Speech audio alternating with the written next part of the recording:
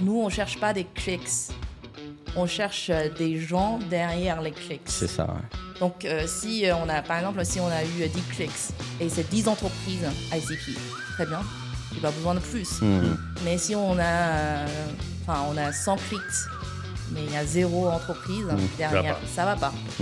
Mais je pense que c'était au début, quand on avait 2 millions ARR, après, on a décidé d'aller chercher la hyper-croissance. Et donc, il y a aussi le côté product-led. Ouais. Qui serait ajouté. Parce que vous étiez sales-led. Sales-led. Et ouais. la boîte que vous allez racheter, elle était product-led Beaucoup plus product-led, mais okay. en fait, c'est hybride. Okay. C'est un produit vraiment qui est entre les deux.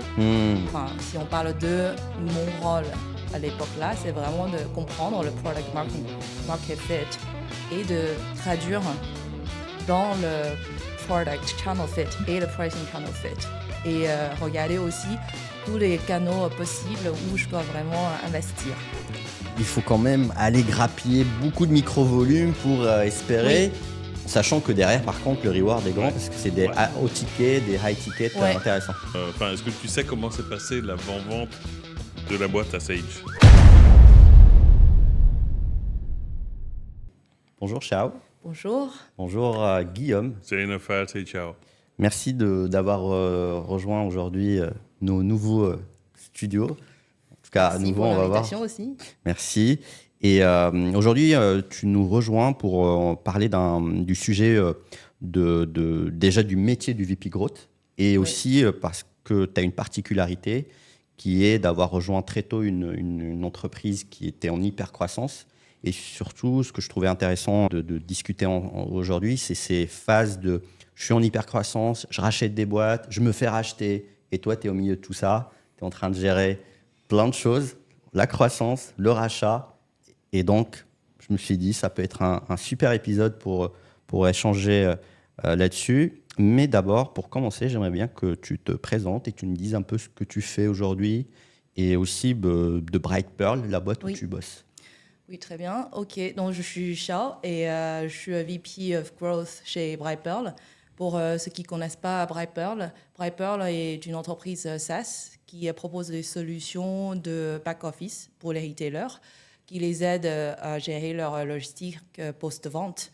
Et donc en 2022, fin 2022, la boîte a été rachetée par Sage. Sage, c'est une entreprise anglaise de base, mais maintenant c'est multinationale, qui est spécialisée dans les solutions ERP et les solutions de comptabilité. Leur siège est basé à Newcastle, en Angleterre. Et donc, comme tu disais, j'ai aussi eu une autre opportunité de participer à un rachat. On avait aussi racheté une boîte qui s'appelle Inventory Planner. Okay. C'était déjà un partenaire pendant 2 ans. Okay. Et cette petite PME est spécialisée dans la planification des stocks pour les retailers aussi. Okay. En gros. On va en parler, c'est un sujet hyper intéressant, surtout que je sais que tu étais hyper impliqué aussi dans l'assessment, dans le parti marketing en quelque sorte. Mais pour commencer... Ce qui suit est notre format Marketer Moment, un podcast qui invite des leaders du marketing autour d'une thématique précise. Ce format, ainsi que d'autres, sont produits par Matirs, société spécialisée en marketing à temps partagé. De la réflexion stratégique à l'exécution opérationnelle, nous mobilisons des directeurs marketing ainsi que des équipes d'experts pour résoudre des problématiques marketing les plus complexes. Je vous laisse regarder notre site web en description et je souhaite un bon visionnage. Je veux bien un peu reprendre... qu'est-ce que tu faisais concrètement chez Bright Pearl Oui. Donc, en fait, je suis arrivée en tant que Head of Digital Marketing. Donc, ce n'était pas vraiment tout de suite VP of Growth. J'ai été recrutée parce que les canaux d'acquisition chez Bright Pearl n'étaient pas assez efficaces.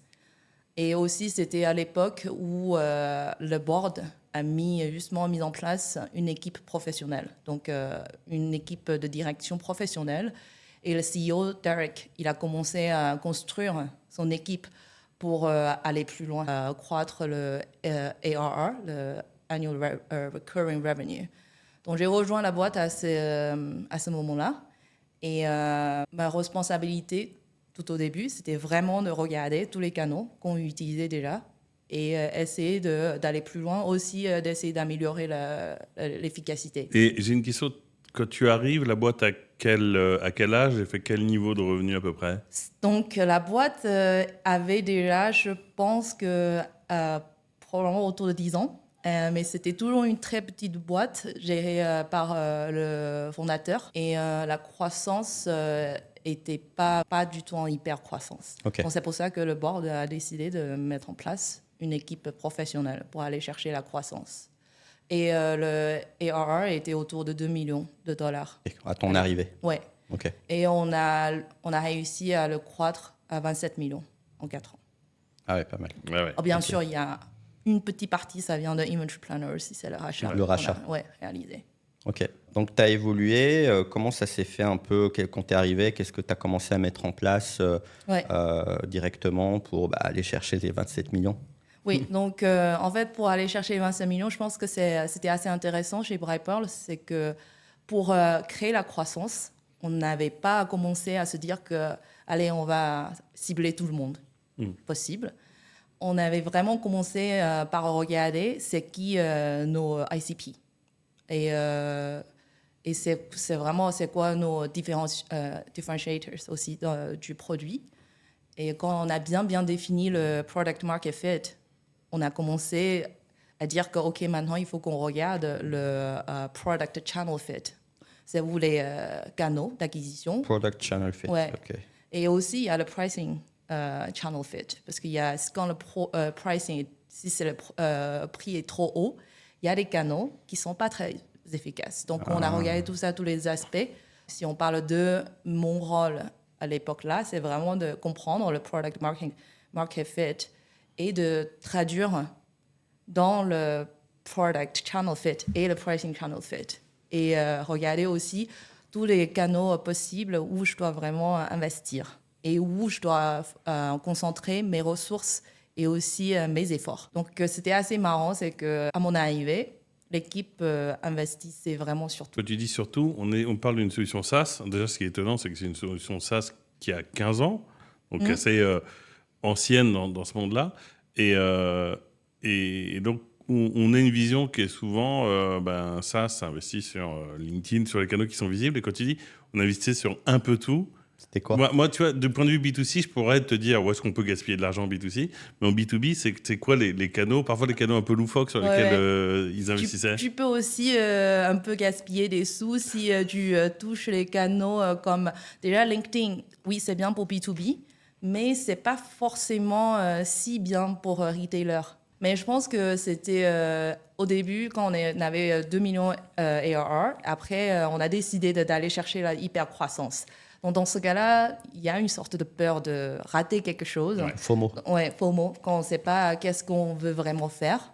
Donc, on met partout. Vaut mieux, c'est ça, vaut mieux faire plus que pas assez. Ouais. Sauf que je pense que dans le secteur SaaS ou B2B, quand tu disperses tes ressources, des efforts sur tous les canaux, finalement, il n'y aura pas vraiment la croissance. Ouais. Parce que ta solution marche pour certaines entreprises, pas pour tout le monde. Bien sûr, il y a des solutions qui marchent à peu près pour tous les secteurs aussi. Donc, ça dépend vraiment de product, market fit, de ton audience. Et après, c'est aussi de ton objectif. À l'époque, l'objectif était le pipeline. Si ça avait été, je ne sais pas, le nombre de leads, j'aurais fait totalement différemment. J'aurais juste cherché des leads. Après, je peux faire des nurturing, tout ça pour...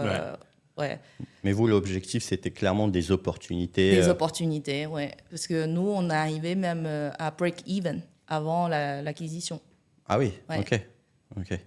Donc, tu arrives et tu coupes tous les canaux un peu inutiles. Ouais. Et comment est-ce que tu arrives à un marketing mix idéal pour nourrir le pipeline?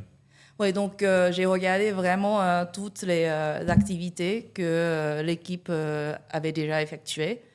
Et ma conclusion était les 2 seuls canaux qui marchaient à peu près pour gérer des opportunités étaient le PPC et le SEO.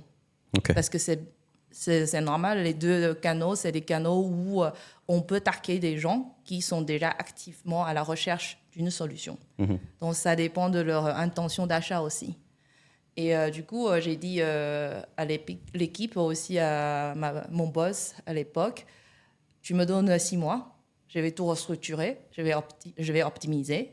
Et en fonction des résultats, après, on verra si on commence sur d'autres sujets. Ce qui veut dire que lié à ton secteur d'activité, il y a suffisamment d'impression dans la SERP pour que tu puisses aller rechercher du business. C'est là aussi un peu contre-intuitif pour le B2B SaaS. Donc ça, c'est un très bon point, parce qu'il n'y avait pas autant de trafic, on va dire. En organique. Ouais, mais sur organique ou même sur PPC, Ouais, parce qu'il n'y a en pas impression dans c'est Google, ça, quoi. des mots, il n'y a pas autant de mots-clés. Ok. Ouais. Mais il y a des mots-clés qu'on peut utiliser pour éduquer les prospects, pour leur faire comprendre que tu as besoin de cette solution. Sinon, tu vas peut-être dépenser trop de temps, trop de budget sur les choses vraiment très manuelles et qui n'apportent pas beaucoup de valeur. Donc, c'est vraiment bien, on va Tu peux dire, nous donner un fine-tuning. exemple, le best keyword, le mot-clé qui drivait le plus Un exemple de d'intention d'achat. mot-clé. Ouais. Donc, ça dépend. Ça dépend quel, on va dire, KPI tu parles. Peut-être celui qui t'a le plus surpris, parce que enfin, j'insiste encore dessus, c'est que au même titre que c'est contre-intuitif de penser qu'un SaaS va faire de la pub sur Facebook, même si c'est possible pour tout ce que tu as expliqué, d'avoir comme canal d'acquisition le SEO et le CM pour une solution SaaS qui s'adresse aux retailers dans le monde de la logistique.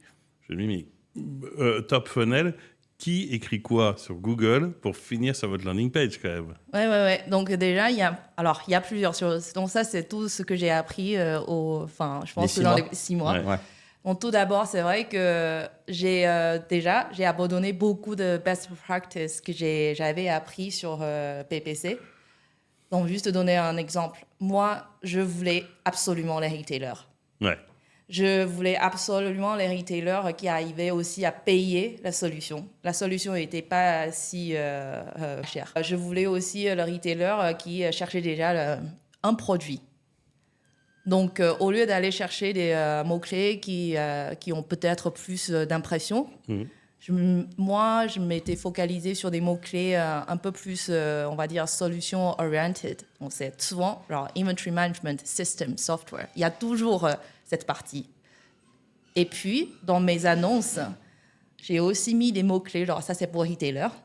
Et ça, c'est advanced, pour être sûr que les gens qui n'ont pas le budget, qui ne sont pas dans le secteur, cliquent pas sur mes annonces, s'il vous plaît, parce que sinon, j'aurais payé. Bah oui. Je vois bien la headline. If you're not a big C'est ça, retailer that c'est can plutôt ça. afford the tool, don't click. Voilà, donc après, les best practices de Google, souvent, c'est il faut que le click-through rate soit très bon, tout ça. Moi, j'ai dit, donc j'avais même eu des discussions avec Google, j'ai dit non, c'est pas ce que je cherche. Ouais. Je vais être claire, ça c'est mes objectifs, et c'est ça les résultats que je veux. Donc je veux être vraiment très claire sur qui je veux. Et sur les landing pages, c'est pareil. Déjà, C'était dynamique ou tu avais tu segmentais les landing pages en fonction d'un nuage de mots-clés, vu qu'on parle de... oui, il y a beaucoup, donc on a des landing pages pour chaque mot-clé. Ok. Et on essaie de créer du contenu qui parle aux retailers. Ok. Et on avait même fait des tests comme ça, juste en changeant quelques mots. Ça a amélioré le conversion rate. Wow. J'avais jamais vu ça avant dans le B2B ou un peu e-commerce ou B2C. Juste en changeant quelques mots. Et du coup, comment tu as réussi à avoir, parce que tu m'as dit, il y avait du keyword d'éducation, d'awareness, il y a aussi, j'imagine, des keywords qui sont plus liés à ce que vous vendez et donc, est-ce que c'était plein de long tail keywords ou comment vous avez arrivé à quand même avoir une forme de volumétrie, parce que c'est surprenant et on connaît quand tu fais du B2B et que tu vas aller sur le terrain du SEO, du PPC, en soi, il faut quand même aller grappiller beaucoup de micro-volumes pour espérer, sachant que derrière, par contre, le reward est grand parce que c'est des haut tickets, des high tickets intéressants. Ça c'est vrai. Il y a pas mal de long tail, on va dire. Ok. Mais je pense que en tout cas, j'étais très claire avec mon boss à l'époque, c'est que nous, on ne cherche pas des clics. On cherche des gens derrière les clics. C'est ça, ouais. Donc, si on a, par exemple, si on a eu 10 clics et c'est 10 entreprises ICP, très bien, j'ai pas besoin de plus. Mais si on a, on a 100 clics, mais il y a 0 entreprise derrière, ça va pas. Donc, il faut qu'on soit vraiment clair sur les mots-clés ou les choses qu'ils vont vraiment chercher, ils sont intéressés. Donc, le premier exercice, en fait, c'est vraiment de comprendre la cible, le market, les entreprises qu'on veut parler. Et on a eu après, on a deviné un peu les mots-clés qui vont chercher les sujets qu'ils sont intéressés. Bien sûr, aussi, on a des customer stories, tout ça. Donc, on a un peu utilisé toutes ces matières qu'on avait pour deviner. Ok. Un peu faire le best guess. Et puis, bien sûr, il faut tester. Après, il faut améliorer. Donc, ça, c'est ce qu'on faisait. Et après, comment du coup, tu as eu des assets, des choses qui ont marché au bout de 6 mois. Qu'est-ce que ça a donné après? Est-ce que c'était la phase d'amplifier?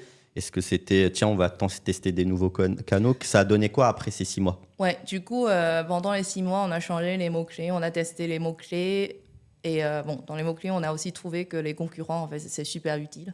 Il faut targeter les concurrents. Ok. Et, c'est la petite technique de alternative to, ce genre de choses. Ou même pas alternative. Et tu sais que là, on est en juin. Depuis, il y avait le trademark infringement dans les ad text. C'est-à-dire que tu pouvais bider sur le mot-clé de ton concurrent, mais sans forcément faire alternative, en mettant juste, tu tapes, alors je connais pas ton concurrent, mais tu prends en Air matière France. Je prends Air France, je peux bider sur le mot-clé Air France par les Lego, puis après Air France m'appelle en disant c'est pas cool, et on arrête ou on n'arrête pas. Depuis quelques jours, tu as le droit de mettre le nom de ton concurrent dans le ad copy.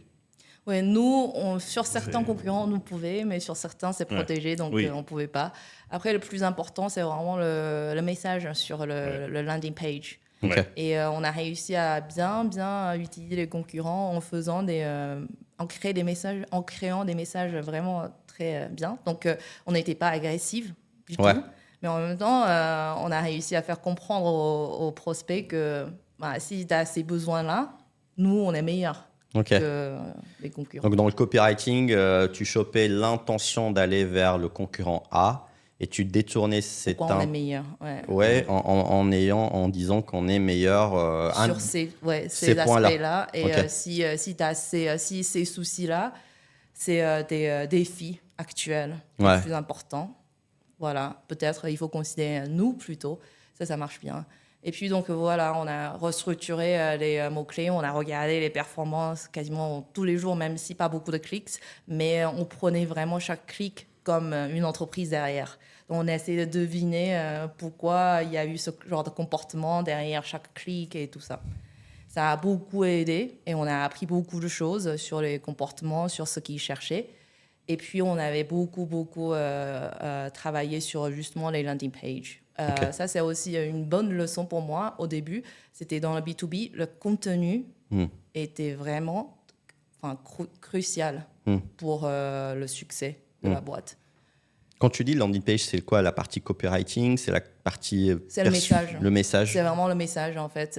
C'est un peu le narrative. C'est comment comment on vend notre produit en alliant avec les problématiques ou les défis que nos prospects ont. La partie segmentation des landing pages qui sont en fonction des keywords. Des keywords, mais après on devine un peu c'est tel type de boîte qui cherche ce genre de keywords. Et aussi, il faut toujours garder l'idée en tête, c'est qui notre ICP. Il ne faut jamais oublier. Bon, bien sûr, il y a aussi eu des moments où j'ai eu aussi un peu peur, genre, pas beaucoup de clics quand même, comment ça se passe. Mais finalement, quand j'ai vu les résultats, je me suis dit, en fait, c'est pas grave. La conversion rate était tellement bon que ça suffisait au début. Ça a déjà, en fait, dépassé le nombre d'opportunités qu'on avait pu avoir avec tous les dépenses. OK. Less is more. Et du C'est coup, ça. une fois que tu as bien laissé, comment tu as mis en place une mécanique? Est-ce que tu as développé d'autres canaux? Oui, après, j'ai testé d'autres canaux aussi. Bon, je pense qu'il y a d'autres canaux que j'ai testés, mais par exemple, j'ai quand même fait LinkedIn et aussi email marketing. Et même à la fin, j'ai fait le account-based marketing. Ok. Et j'ai même utilisé le canal, syndication, content syndication, tout ça. Ouais. Mais ça, vraiment, ça dépend Tu comment on peux fait. nous en dire un peu plus sur cette partie content Ouais, syndication? content syndication, en fait, c'est des plateformes. Eux, ils ont des partenaires avec beaucoup de, on va dire, des publishers. Et c'est leurs partenaires. Donc, sur ce genre de plateforme, on peut dire que, allez, je veux targeter les retailers avec un revenu entre 1 million et 10 millions, par exemple. Et sur leur site de partenaires, je veux promouvoir ce webinar ou ce white paper. Et puis, eux, ils vont travailler dessus et on paye par lead, c'est-à-dire Ouais. quelqu'un qui a téléchargé. C'est de l'affiliation, en fait. Ouais. Mais avec du public rédactionnel et de l'affiliation. Et sauf que tu arrives à payer au lead. C'est ça, au lead. Ouais.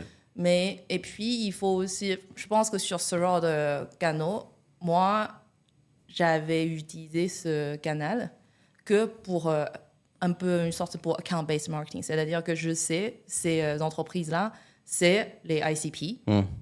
Donc, si c'est eux qui téléchargent mes white papers, qui sign up à webinar, c'est bien. Ok. Je ne conseille pas vraiment d'utiliser ces canaux juste pour targeter les retailers. Ok. Tu vas dépenser beaucoup et Ouais. je pense que les résultats ne sont pas très bons. Si tu cherches les opportunités, le revenu, quoi. Et donc, c'est le moment où tu as basculé ABM, tu te dis, je veux cela par Ouais, contre, c'est là où il y a eu un... Ça, oui. Et aussi, même un peu avant le account-based marketing, en fait, quand j'ai bien optimisé genre, le PPC et le SEO, on les appelle les bottom funnel. Les bottom funnel, c'est des gens qui ont déjà Ok. une intention d'achat Ok. et qui sont un peu dans le marché, quoi. Ok. Ouais.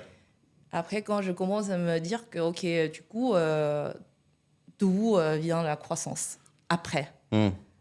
Et j'ai commencé à regarder du coup tous les KPI et je me suis dit que sur le site, par exemple, on convertissait que 2-3% des visiteurs. Donc, c'est qui les 97%? Est-ce qu'on peut les retargeter? Ok. Donc, j'ai commencé déjà, la première chose, c'est que j'ai commencé à chercher des outils un peu account-based marketing, mais plutôt pour me dire, c'est pour identifier les entreprises. visiteurs sur le site. Ok. Et, Un peu les Clearbite, Albacross, ce style de... Oui, c'est ça, c'est Ok. de trouver tout ça. Et j'ai trouvé des entreprises. Après, j'ai commencé à juste créer des emails comme ça et des posts LinkedIn, Ok. targeter que ces gens-là Ok. pour essayer de créer. Donc en fait, c'est de du la croissance. retargeting, mais visé en mode ABM, en mode des C'est accounts ça, ABM, mais identifiés. sans vraiment l'outil, aller plus loin avec l'outil ABM. Ouais. Après, oui, plus tard, on a commencé à faire vraiment du ABM aussi. Ok. Donc ça, c'était... Ça, tu as réussi à avoir le côté ROI de ça? Genre, tu as réussi Ça à... prenait du temps. Ouais. Donc, c'est pour ça on a compris que pour faire ce genre de truc, il faut targeter que des grandes entreprises. Ok. C'est-à-dire il faut une entreprise qui Les va payer un enterprise, bon prix ok. à la fin. Ok. Mais donc, c'est un bon complément à tous les canaux qu'enfin on l'appelle inbound. C'est-à-dire que les gens viennent chez nous tout seuls. Après, au côté, on les en fait complémenté avec ce genre de canaux où on sait qu'on veut targeter les gens qu'on Ok. aime, quoi. Et donc là, c'est le pic de un peu ce que tu as fait pour lancer la croissance. Ça, c'est, ouais. Ok. Du coup, la croissance, ça, c'est en partie marketing. Mais si on regarde tout le funnel, le sales funnel, marketing était juste au début. Après, il y a aussi tous les étapes suivantes qu'il fallait regarder. Par exemple, il y a un moment, on a réalisé que, attendez, en fait, on a donné beaucoup plus de leads, beaucoup plus de bons leads aux sales. Pourquoi le pipeline n'a pas augmenté? Ok. Est-ce que là, c'est justement le moment où tu passes de Head of Marketing à VP of Growth? Du coup, j'ai pris aussi une Voilà. étape. Voilà, tu C'est as ça, raison, c'est c'est un peu le chemin. C'est que je commençais à regarder. Moi, j'envoie des leads et puis vous faites n'importe quoi. Allez, je m'en occupe. Donc, je suis un peu plus. Enfin, j'ai pas passé titre tout de suite, mais Oui. c'était le moment où j'ai commencé à travailler, regarder aussi les étapes suivantes. En fait, beaucoup plus côté sales aussi. Et, mais j'étais pas en mode genre c'était pourquoi c'est ta faute ou c'est ma faute. C'était plutôt c'est bizarre, ça augmente pas. Et j'ai fait beaucoup d'analyses aussi, j'ai eu beaucoup de discussions, j'ai même eu je suis allée chercher l'aide du board Ah, ok. pour comprendre Ok. qu'est-ce qu'il faut regarder. Et finalement, j'ai commencé à regarder, analyser on l'appelle le sales velocity, la vélocité de sales. Ok. C'est-à-dire que le temps qu'il faut pour traiter un lead Ouais. d'une étape à Ah. l'autre. Ouais, intéressant. Comment, Et, J'ai juste comment, un truc à noter, c'est hyper. c'est hyper intéressant. Comment tu calcules ça? Juste une petite parenthèse, ça Ouais. m'intéresse aussi. Oui. Donc, nous, en fait, ça, c'est vraiment en fonction de. Tu peux vraiment définir les étapes dans ton sales funnel. Donc, On par parle exemple, des MQL, tu MQL, vois. SQL. Moi, marketing, c'était MQL. Ouais. Sauf que mon objectif n'était pas le MQL, c'est le nombre d'opportunités. On l'appelle SAO, c'est Sales Accepted Opportunity. Ouais. Et entre Sales Accepted Opportunity, au milieu, il y a aussi SQL. SQL, ouais. C'est les BDRs qui qualifient. Donc, après, bien sûr, SAO, c'est Closed Ones, c'est les contrats signés. Ouais. Donc, déjà, il y a 4 étapes. Donc, ça, c'est simple. Le temps entre les deux, c'est-à-dire que quand un MQL a été créé, entre le jour où le MQL a été créé et le jour où le BDR a qualifié ou disqualifié le lead, combien de jours il faut. Et puis, entre SQL et SEO, tout ça, il y a des jours. Et j'ai commencé à regarder les sales velocity dedans. En fait, j'ai compris que je me suis dit, en fait, il y a on va dire, des échelles. Ouais. Donc, chacun se passe le ballon et ça prend du temps. C'est ça. Et quand on dépasse certains seuils, la chance de convertir est très, très bas. Ouais, je vois. Et ça, on n'avait pas regardé, on n'avait vraiment pas l'habitude de regarder. C'était nouveau pour moi aussi. Et du coup, c'est grâce à cet indicateur, on avait compris que le souci était pas vraiment, était juste que le nombre de MQL a beaucoup augmenté, alors que l'équipe sales, le nombre de personnes dedans n'a pas augmenté. Donc, il n'y a pas assez de gens pour vraiment traiter les MQL aussi rapidement. Ok. Ça a un peu rallongé le sales velocity. Et ça fait tomber les conversion rates, tout ça. Ok. C'est un peu le concept sales cycle, mais c'est juste que là, c'est vraiment un peu calculé et c'est hyper intéressant. Ouais. Et du coup, c'est là où, comme disait Guillaume, c'est là où tu... Ouais, du coup, j'ai passé au directeur de Manjam parce que j'ai commencé à regarder pas que le côté marketing et un tout. Après, le VP of Growth, c'est aussi vraiment le moment, je pense qu'un peu avant aussi Image Planner, on s'est dit je pense qu'on savait à peu près qu'on allait racheter la boîte.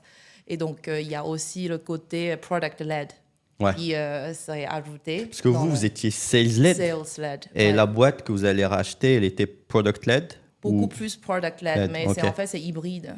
C'est un produit vraiment qui est entre les deux. Parce que c'est un bon produit, c'est-à-dire que les gens, une fois qu'ils ont utilisé, ils adorent. Ok. Mais ça demande quand même pas mal de connaissances sur déjà la base de planification de stock. Avant de pouvoir utiliser, voilà. D'accord. Donc dans ce cas-là, sur ce genre de produit, normalement, sales-led marche mieux. Parce que si tu as un peu besoin d'aide... Tu as besoin de pré-onboarding, d'explication. Et donc dans le retail, il y a des gens qui sont spécialisés justement dans la planification des stocks. Donc pour eux, ça marche bien. Ils peuvent tout faire eux-mêmes. Mais il y a des boîtes qui ont besoin d'aide. Tous ceux qui sont un peu entre les deux, je suppose. Tous ceux qui commencent à sortir le besoin d'avoir un outil de planification de stock parce qu'elles se rendent compte que ça a été géré de manière assez traditionnelle old school, quand elles commencent à avoir l'intention d'achat, j'imagine, comme à chaque fois qu'on doit s'équiper de quelque chose qu'on ne connaît pas, que c'est pas neutre comme achat et que c'est pas, tu as besoin d'un peu de temps de réflexion pour voir si, ne serait-ce que, même au-delà même de voir si ça correspond à ton besoin, c'est juste que tu vas être capable de manipuler cet outil-là, est-ce que ça va t'apporter de la valeur ajoutée? C'est ça. Donc, oui. Donc, tu as totalement raison. Il y avait vraiment pas mal de types on va dire, des personas. Donc, ça, c'est encore un level en dessous. C'est pas que l'audience, c'est les personas aussi. En fait, c'est quoi leur rôle et c'est quoi leur parce que ton ICP connaissance. peut être composé de plusieurs personnages. C'est ça. La connaissance sur justement le inventory planning, tout ça, ces sujets-là. Et voilà. Donc, on est allé encore plus loin sur tout le SaaS, en fait, comment on fait le marketing en général. Et du coup, là, tu étais impliqué dans ces phases de rachat. Comment tu as contribué pendant cette phase-là? Regardez, donc j'ai participé à due diligence, c'est de regarder leurs chiffres. Donc c'était vraiment leurs chiffres chiffres marketing. Ils t'ont donné accès à leur Google, ils ont machin. envoyé leur. T'as une data room assez complète. Ouais, mais c'était pas si facile. Non, parce que tout le sujet, ça va être le premier step, c'est quand tu comprends leur logique marketing. Alors, vous avez un produit qui est un peu proche dans le même univers, mais si c'est un marketing mix et même une classification, voire même une terminologie qui est différente, tu dois avoir un temps de compréhension. C'est ça. Et eux, enfin, l'équipe, c'est que ils faisaient pas beaucoup de marketing. C'était parce que c'était une boîte en bootstrap. Et ils investissaient pas beaucoup, vraiment en mode self-serve, la boîte. Et nous, donc, on a passé beaucoup de temps à comprendre le churn rate. Ça, c'était vraiment très important pour nous. Parce que la boîte était sur free trial. C'est puissant comme modèle, mais par contre, si tu as un churn rate très élevé après, tu gagnes rien parce que tu le gardes un peu et tu le perds très vite. Oui, c'est ça, 1 mois, 2 mois de revenus, après tu n'as plus de revenus. Et aussi, je pense que dans la compta, pour le côté finance et tout, c'est pas si facile de vraiment comprendre qu'est-ce qui se passe là. Donc ça, c'était différent parce que nous, notre churn rate était beaucoup plus facile à calculer que Image Planner, par exemple. Mais je me rappelle que c'était un aspect, on regardait beaucoup. Justement, ça c'est lié à leur modèle, Free Trial. OK. Ouais. Donc, tu as beaucoup été impliqué sur les due diligence. Tu as sur contribué. le côté marketing, pour comprendre, est-ce que si on reprend, est-ce qu'on va chercher, on peut doubler la croissance ou avoir une croissance de 30-50%? Donc, c'était ça la question, en fait, derrière. Et aussi, c'est à toi de la gérer aussi, plus tard, cette croissance. D'où aussi, tu devais être sûr que ça allait le faire aussi, j'imagine. C'est ça. Et aussi, il y a une question aussi, c'était même si le churn rate, par exemple, s'il y a certains KPI qui n'étaient pas top, est-ce que nous, on pourrait les améliorer? Ouais. Et alors que parce qu'en fait, ce qui change fondamentalement, c'est que le modèle freemium, donc le modèle on the shelf, est très différent du vôtre. Et donc, toi, tu dis, quand on te demande, est-ce qu'on est capable d'adapter ou d'apporter quelque chose dans le marketing, c'est pas facile parce que c'est pas le même produit, quoi. C'est comme tu vends des voitures et puis on te dit, maintenant, tu vas vendre des tricycles.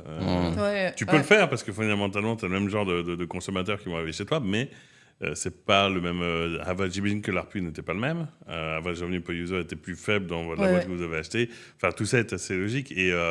Et du coup, combien de temps... En plus, juste après, on va passer à Sage. Mais est-ce que tu as fini par avoir un marketing mutualisé ou est-ce que tu as quand même fait tourner 2 typologies de marketing parce que 2 produits différents? Ouais. Donc, je pense que quand on avait... tout ça, c'était... Parce qu'après, il y a Sage qui est... donc, on devait aussi changer les stratégies globales et tout. Quand on a repris à racheter Image Planner, c'était pareil. La première chose, c'était une analyse complète sur les canaux et pour comprendre est-ce qu'il y a on appelle des pistes faciles pour chercher low hanging fruits, quoi.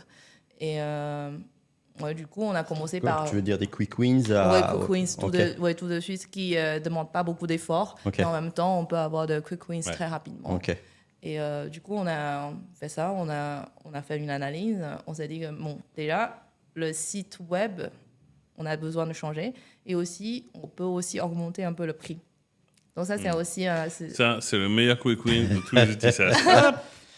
Mais je pense que souvent, on oublie que l'augmentation de prix, en fait, il y a un très, très grand impact sur le marketing. Parce qu'on doit tout changer pour que le message, la proposition de valeur soit alignée au prix et à la perception des entreprises, Ce des que tu prospects. disais tout à l'heure, le price market fit. C'est ça. Ouais. Il faut changer les canaux d'acquisition aussi. Donc, du coup, on a fait quand même un gros boulot, un tout petit temps pour tout faire. C'était bien chargé. Ouais. Ouais. Et du coup, comment arrive le Sage? C'est que c'est Sage qui vient. Enfin, est-ce que tu sais comment s'est passée l'avant-vente de la boîte à Sage? Donc, Sage était déjà notre investisseur. Ok. Et quand la Covid a commencé, e-commerce a vraiment a pris un saut. Comme nous, on target des retailers. Donc, bien sûr, ce secteur est devenu beaucoup plus important. Et il y a et aussi Image Planner, ça a devenu un outil très très important pour la Covid aussi. Pourquoi? Parce que la demande de customers, de consommateurs, était très fluctuant. Donc, c'était très, très difficile pour les retailers de gérer les stocks correctement.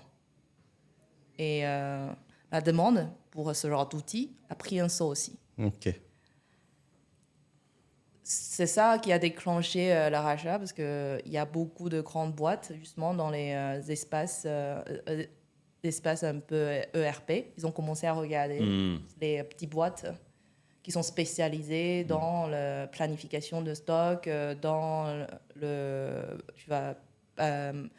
logistique de post-vente. Et on a eu des concurrents qui ont été rachetés en même temps. Et du coup, Sage a commencé à regarder si Brightpearl... merci le Covid, alors. C'est un peu ça, je pense que c'est ça. Dans le B2B, dans le SaaS, pour une startup, le timing, c'est super important. C'est pas quelque chose qu'on peut contrôler, mais... Donc, il faut savoir saisir quand ça arrive. C'est ça. Il faut avoir une vision à peu près claire sur les tendances. Et donc, Sage rachète. Et alors là, maintenant, comment ça se passe vis-à-vis de ça? Enfin, c'est une énorme boîte. Ils ont leur practice marketing, ils ont leur playbook, ils ont leur manière de faire. Et toi, au milieu de tout ça, qui vient d'intégrer une autre boîte qui était déjà différente, comment est-ce que tu es traité avec Sage? Est-ce qu'ils te laissent tranquille? Est-ce qu'il y a du bien, il y a du pas bien? Enfin, comment ça se passe de ton côté? Donc, déjà, je pense que pour nous, toute l'équipe Brightpearl, on savait déjà dès le premier jour que notre responsabilité principale, c'était d'assister à l'intégration de l'équipe Brightpearl chez Sage. Donc ça, c'est ce qu'on fait toujours depuis 2 ans. Et comme c'est une grande entreprise, je pense que tout le monde sait qu'entre une grande entreprise et une petite entreprise, c'est sûr qu'il y a beaucoup de différences dans tous les aspects. Donc déjà, on a passé beaucoup de temps à juste se comprendre comment on fait les choses dans le marketing ou dans tout.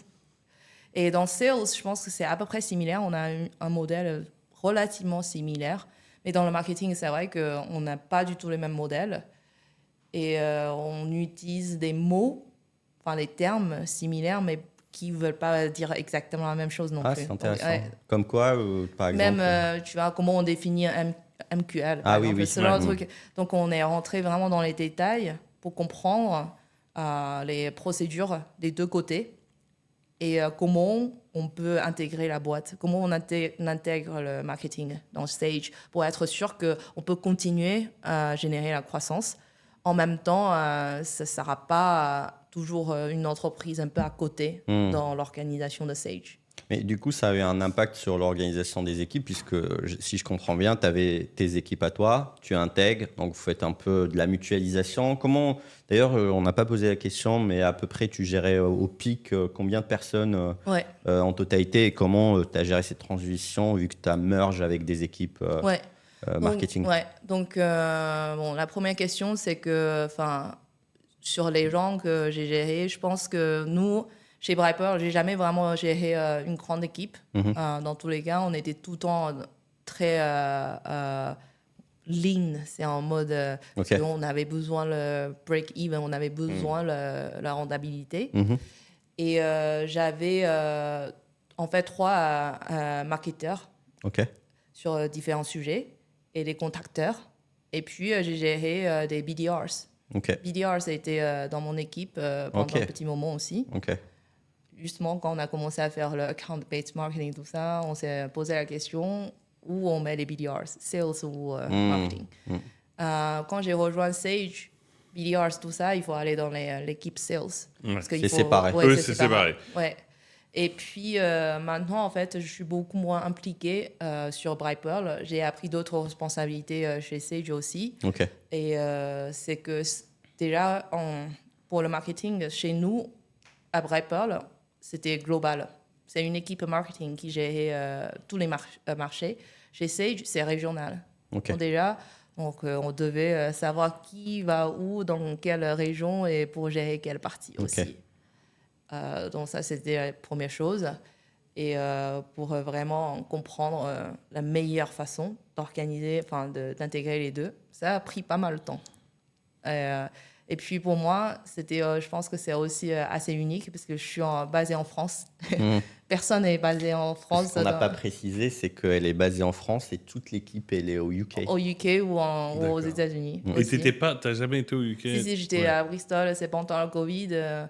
On était tout le temps en télétravail, du coup, j'ai décidé de retourner en France. Mais tu as quand même commencé ou tu as quand même... Oui, j'ai passé longtemps. Juste après l'acquisition, je pense, j'ai déménagé. D'accord. Ouais. Mais après, c'est très multinational. Il n'y a pas trop de soucis dessus. Mais c'est vraiment comment changer une équipe globale à une équipe régionale. Ça, c'était... c'est compliqué. C'est quoi les challenges de ça, globalement? C'est le côté adaptation du marketing, au-delà déjà du tone of voice, un peu par segment. En plus, il faut l'adapter par région, ou c'est plus parce qu'il faut se coordonner avec d'autres gens? Voilà, est-ce que c'est parce que ça devient politique? Non, c'est pas vraiment ça. C'est que, comme nous, on n'avait pas vraiment des gens qui sont... focalisé sur différentes régions, c'est plutôt par fonction, c'est-à-dire quelqu'un qui est très spécialisé sur tous les performance marketing, par exemple. Quelqu'un est plutôt sur account-based marketing, tout ça. Donc, on ne peut pas vraiment dire que, allez, toi, tu vas là-bas, l'autre, tu vas dans l'équipe UK, et l'autre va dans l'équipe USA. C'est vraiment comment on va transmettre leur savoir-faire à d'autres personnes aussi. Et est-ce qu'il y a on va dire des headcounts pour aussi absorber tous les savoir-faire? Donc ça a pris un peu de temps aussi. Et puis, bien sûr, il y a un gros challenge aussi. Je pense que c'est normal pour nous, c'est de comprendre. Maintenant, Bripearl, c'est plus Bripearl tout seul. Ça fait partie de Sage. Donc, comment est-ce qu'il faut qu'on change aussi le message, la proposition de valeur? Et aussi comment on peut vraiment s'appuyer sur toutes les ressources que Sage a déjà, sans créer des opérations en silo. Parce que ça a toujours été mon questionnement quand un Salesforce achète un Slack, typiquement un Adobe achète un Figma, etc., etc. En fait, comment on arrive à ne pas empiéter sur la boîte tout en la laissant maturer, surtout que là, en fait, toi, tu t'es déplacé maintenant chez Salesforce. Ça veut dire Sage, pardon.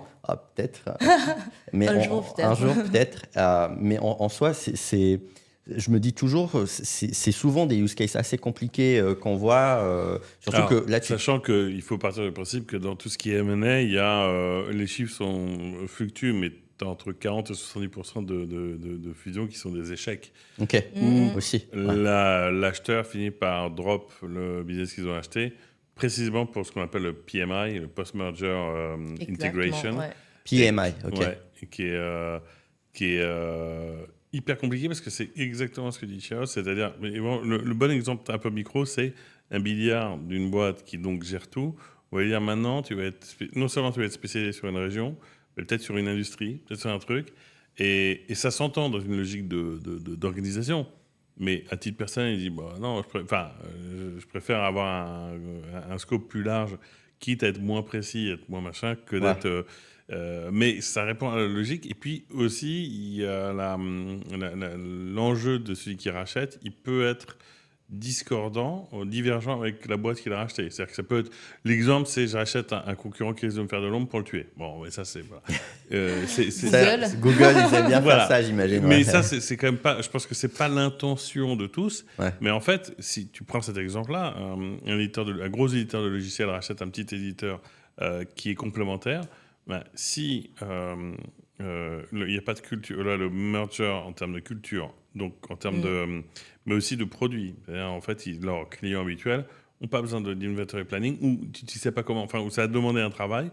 Et souvent, c'est un peu comme c'est un peu comme dans le VC ou des gens qui investissent en seed.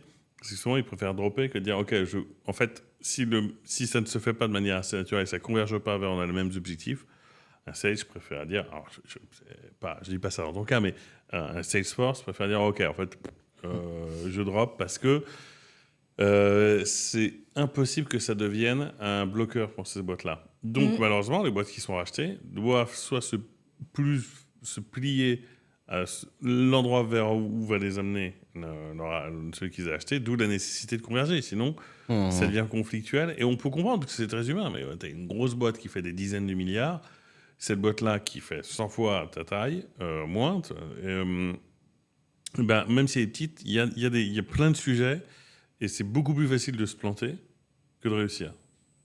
Oui. Ouais, je pense que tu as parlé de tous les bons points, tous les challenges aussi. Déjà, j'ai lu les mêmes statistiques que tu as mentionnées. En fait, la plupart des M&A projets finissent par échouer. Ouais. Et puis, ça dépend vraiment de l'objectif du rachat aussi. Okay. Donc, il y en a qui ont acheté une boîte juste pour tuer la concurrence. Okay. Il y en a, c'est pour développer en fait une fonctionnalité de plus. Et ça, dans notre secteur, en fait, il y a un concurrent qui a été racheté. Et la boîte qui a racheté le concurrent, il a gardé qu'une partie. Parce qu'il voulait juste cette partie-là. La techno. Ouais, la technologie et aussi les clients. Et aussi, ils ont décidé de ne plus servir un marché. Et ils ont juste décidé, OK, nous, on a beaucoup plus de parts de marché sur USA. Donc, on va juste se focaliser sur USA et tant pis les autres marchés. Non, mais c'est hyper intéressant parce que c'est très humain, c'est statistique. On n'en répète pas assez, mais en même temps, tu ne pourras rien faire contre parce que tant que tu n'as pas essayé, la tentation est toujours trop élevée de tenter. Et typiquement, j'imagine que dans le cas de Sage, à la différence, à la nuance près qu'ils étaient déjà investisseurs, c'est qu'ils voient le besoin en inventory système. Et tout l'enjeu, c'est de dire, oui, mais je ne vais pas essayer de cross-seller mes clients habituels, ni le nouveau pool de clients, parce qu'un retailer qui utilise Brightpearl, tu vas avoir du mal à l'adresser sur du Sage, un gros truc de RP. Et il ne faut pas que les gens... C'est toujours quand tu dis « je rachète les clients », c'est aussi risqué. C'est-à-dire que le meilleur positionnement, c'est de dire « j'achète une techno complémentaire, mais qui a la capacité de scaler en dehors de mon écosystème. » Oui, c'est ça. Donc, alors que l'idée, je pense que l'objectif de Sage, de racheter Brightpearl, a été de développer le secteur retail qu'ils n'en ont pas. Ok. C'est de mettre un pied dans le secteur retail. C'est ça, le retail. Ça, c'est hyper... c'est hyper Smart, c'est un bon move parce que j'ai dit, ouais, j'ai un acteur qui grossit. Et donc, ça dit un truc, c'est je peux le laisser avoir son brand name et son marketing parce qu'il va adresser une verticale que je n'adresse pas. Tout l'enjeu, c'est qu'il n'ait pas envie de choper, de prioriser son produit sur le vôtre. Ouais, voilà. Donc, c'était ça l'idée. Et aussi, ils avaient aussi compris que dans les leads qu'ils ont générés par d'autres produits, il y en a qui étaient retailers aussi. Donc, c'était aussi, on pouvait aussi faire ce genre de recyclage, en fait. Donc, je pense que c'était une bonne idée. Et puis, tous les challenges, je pense que tous les challenges, ça vient après, sur l'exécution, en fait. Ouais.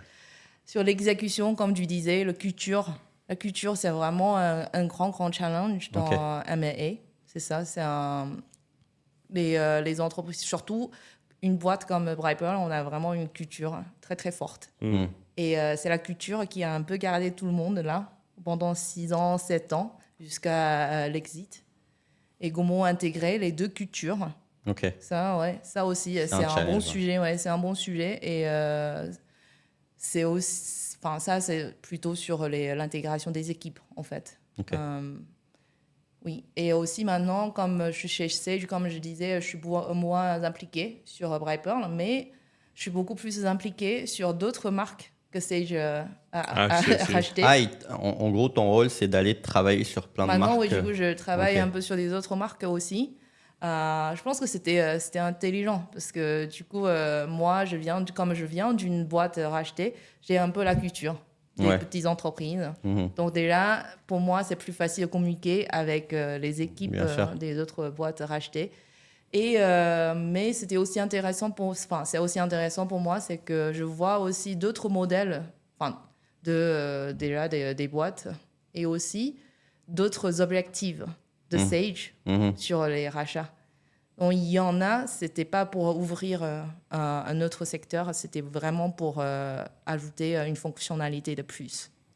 Parce que les autres boîtes, des startups que Sage a racheté, c'est tous un peu dans la comptabilité. Ils targetent tous les comptabilités ou des SMEs, mais qui ont besoin des solutions de compta. Ouais. Donc ça, c'est un peu à l'exception de vous, du coup. Vous êtes un peu un outlier dans ce panorama. Mais en même temps, je pense que la Covid a vraiment créé aussi cette peur du FOMO, de ne pas avoir ce secteur dans le portefeuille. Ce besoin de diversification, en quelque sorte. En fait, en tout cas, super intéressant toutes ces étapes-là qui t'ont amené maintenant, en gros, tu as rejoint, j'allais dire encore Salesforce, Sage. Et en soi, vu qu'on est un peu vers la fin et sur cette logique toujours de conclusion, tu as une particularité que j'ai rapidement bien aimée, c'est que tu es un peu sur deux écosystèmes à travers le fait où tu vois un peu ce qui se passe en France, vu que tu as déménagé en France. Et tu as été dans le milieu anglo-saxon, une boîte 100% non French Tech, parce que Guillaume représentant avec nous aujourd'hui. Et en fait, je me posais une question assez naturelle que j'ai bien envie un peu vers cette fin-là de l'épisode, en tout cas de l'aborder. C'est quoi ta vision un petit peu sur ces environnements déjà d'un point de vue start-up, métier du marketing, l'exécution Entre UK et France. Oui. Ça, je te laisse commencer. Non, moi je ne connais pas bien le marché UK. Mais lui, c'est ce qui va être Espagne. Et surtout, la deuxième question qui est aussi intéressante, c'est que j'ai l'impression qu'on connaît tous qu'au UK, tout ce qui est culture de rachat, il y a beaucoup plus d'opportunités, j'ai l'impression. De tes observations, est-ce que tu vois des grandes différences, des choses qui sont très fortes au UK et qui sont peut-être moins fortes en France, et l'inverse peut-être? Ouais, donc oui, et je connais bien l'écosystème des startups en Angleterre. Ouais. Ça, c'est sûr. Mais après, en France, je ne connais pas encore très, très bien, mais j'ai rencontré aussi des startups en France. Oui, il y a eu des différences. Déjà, au UK, je pense qu'il y a beaucoup plus de VCs et private equity. Donc, il y a beaucoup plus d'argent dans le marché. Donc, ils prennent beaucoup plus de risques à investir dans les startups. Donc, si on veut lever les fonds, peut-être pas early stage. Early stage, je sais qu'en France, il y a beaucoup d'aide. Ok. Et, Ouais. au Non, c'est milieu. surtout Ouais, un peu au milieu. Series B C'est and ça, above. Ouais. à partir de Series B. Je pense que Ah, bah, en de toute Angleterre et tout, pour lever les fonds, c'est ça plus simple. façon. Ah oui, il y a très très peu d'acteurs en France. Oui, Par rapport au UK, ouais. ouais. Et puis, je pense que il y a une chose, j'ai bien aimé. Enfin, pas, j'ai beaucoup appris sur les Anglais, c'est leur compétences sur les présentations. Ils sont très bons, ils sont meilleurs dans le storytelling. Oui, je pense que souvent les gens, surtout en France, vont le prendre comme un peu bullshit. Mais Ouais. je pense que c'est une compétence très importante. Ouais. Si ton produit est bien, si ton entreprise est très très bien, et si tu as une vision, il faut pouvoir C'est marrant, ça me raconter. rappelle justement, en reparlant de Salesforce, on a fait un épisode avec quelqu'un qui était chez Salesforce et c'est c'est une différence culturelle très forte. Très forte. En partie parce que tu as complètement raison sur le côté, c'est que la présentation ça importe, mais parce qu'on est tellement critique en France que la réaction à ça, elle va être tellement sarcastique en France facilement qu'en fait on s'interdit de le faire. Alors que dans le monde anglo-saxon, ils savent faire la différence. C'est-à-dire que ce qu'ils en pensent intérieurement, peut-être qu'ils pensent à la même chose, mais ils jouent plus le jeu Ouais. de reconnaître l'intention qu'il y a derrière la présentation comme étant un truc plus positif, alors que nous, on est là... Ouais. Et ouais, je pense qu'ils comprennent aussi que quand tu fais une bonne présentation, ça peut créer aussi une influence positive Bien sûr. sur ton réseau, sur ton entourage. Donc ça, c'est vraiment quelque chose. J'ai beaucoup appris sur les Anglais. Et je trouve que c'est une compétence très importante. Moi, je suis anti-bullshit dans tous les cas, même si je suis dans le marketing. Mais je trouve que quand on sait que ce qu'on est en train de faire, c'est bien, et on va réussir, pourquoi pas raconter l'histoire d'une manière intéressante. Magnifique. Ouais, voilà. C'est vraiment une différence. Et d'ailleurs, on parlait au début de l'épisode de landing page. Je pense que ça sera traduit beaucoup sur les landing pages, parce que si tu traduis littéralement landing page UK-US en français, on dit mais qu'est-ce que tu as pris comme drogue Et d'ailleurs, je ne sais pas si vous l'avez vu, c'est en site de ça, ChatGPT. Quand tu dis écris-moi un article un post LinkedIn qui dit que ce que j'ai fait est bien, C'est vrai, ok. il te répond incroyable, fabuleux, j'ai fait. T'es là, non, calme-toi un peu. Calme-toi. C'est vrai, ça. Tu vois, le côté superlatif, mais il a un sens, c'est hyper intéressant, parce qu'il a un sens autre que celui qu'on interprète du point de vue français au UK. C'est-à-dire que moi, si je dis ce truc, ce service qui est absolument incroyable, meilleur dans la classe. T'es payé pour ça. Voilà, et on va dire, t'es payé pour ça, ou alors t'es un peu ridicule. Alors que ça passe. À l'inverse, si tu le fais pas dans le monde UK, on dit, mais t'es pas best in class. Oui, c'est ça. Et aussi, je trouve que ça, en fait, cette positivité, on va dire, ça marche très bien aussi dans le management, le people management, en fait, en gros. Je pense que quand je suis arrivée au UK, j'ai gardé un peu le côté français, vraiment être critique sur tout. Et si on n'est pas parfait, on dit jamais que c'est bien. Il faut qu'on soit parfait pour dire que oui, on est bien, quoi. Mais au UK, c'est pas du tout ça. Les gens, c'était beaucoup plus à faire plus ouvert à faire des compliments à tout le monde aussi. C'est pas que à ce que tu fais, ton entreprise, mais c'est à tout le monde. Et je trouve que ça a créé vraiment une bonne influence et bon impact aussi, surtout sur des gens qui sont un peu plus vulnérables, qui n'ont pas trop de confiance sur eux. Et ça les aide à aller plus loin. Et donc, j'ai commencé aussi à appliquer ça beaucoup plus dans le people management en tant que manager. Et j'ai aussi vu le bon impact de mon manager, de tous mes managers ou même mon CEO. Ils étaient tout le temps en train de me dire ce que je faisais de très bien. Ouais, c'était génial, tout ça. Et alors que je trouve que je ne faisais pas assez du tout. Maintenant, j'essaie d'être vraiment... j'apprécie et j'essaie d'appliquer ça aussi. C'est bien d'avoir le meilleur de deux mondes, parce qu'on peut se moquer beaucoup de nous-mêmes, mais c'est vrai que cet œil critique, il est d'abord plus introspectif. Enfin, quand on critique les autres, c'est quand même beaucoup qu'on se critique soi-même au fond. Mais si tu arrives à trouver l'équilibre, je trouve que c'est hyper intéressant. Parce que d'être laudateur en permanence, c'est très bien, mais ça peut être que cosmétique. Et d'être critique en permanence, tu donnes juste envie aux gens de ne pas travailler, quoi. C'est ça.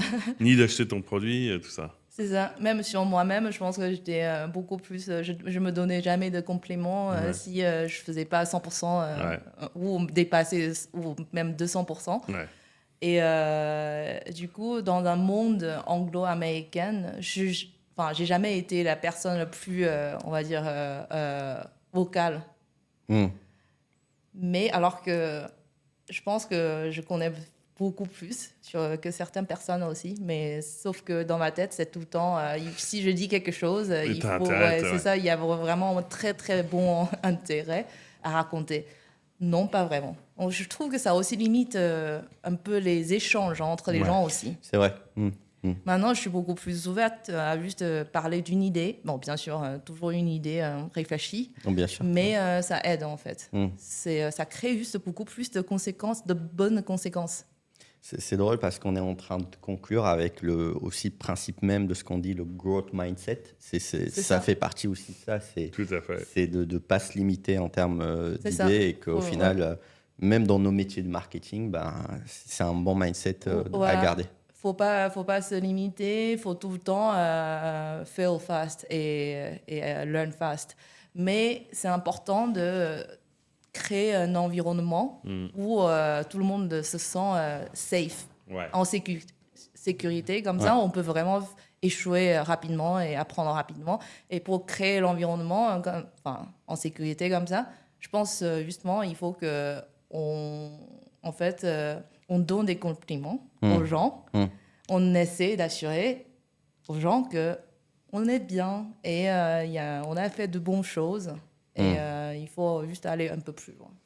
Génial. Ça fait un beau mot de la fin. Faites des compliments à tous ceux qui sont autour de vous. Même à nous-mêmes. À nous-mêmes. Et à commencer par nous-mêmes. Écoutez, merci beaucoup. Complimentons-nous pour cet épisode. Et à très vite. Merci, Géo. Merci beaucoup. À très vite. Salut.